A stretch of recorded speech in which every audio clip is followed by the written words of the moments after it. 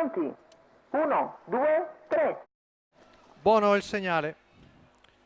Veloce Solimano, ma gli rientra all'interno Saira.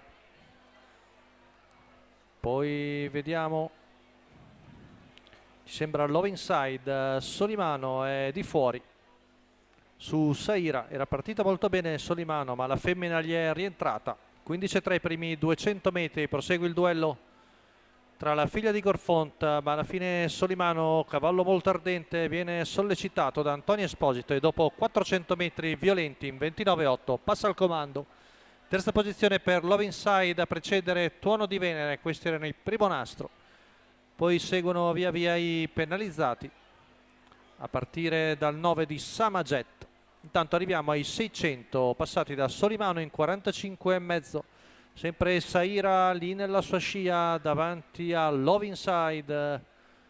Nessuno per il momento accenna a spostare di fuori. In quinta posizione Samajet, guadagna di dentro Ronaldo Grad. Intanto il giro è in 1-1-1 da parte del figlio di Zizan Brook Tour, l'allievo di Nicola Saracone, oggi interpretato da Antonio Esposito.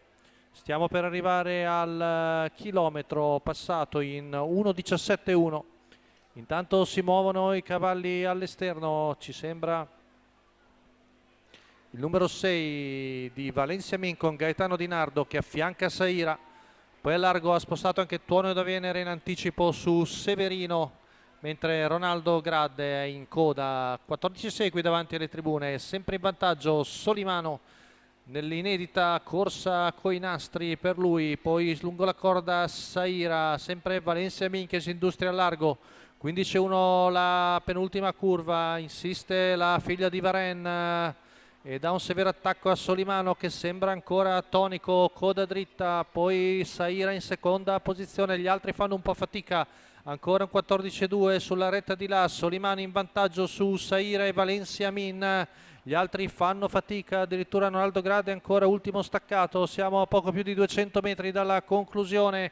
Ultima curva passata in 14-8, in vantaggio Solimano. Si butta di dentro Saira, al largo Valencia Min, ultimi 100 metri. Ci prova Saira, Solimano prova a difendersi, anche Valencia Min, ma sul palo Saira viene a vincere davanti a Solimano e Valencia Min. La vittoria per la figlia di Gorfont e Gaida, per la scuderia Limitless, la cavalla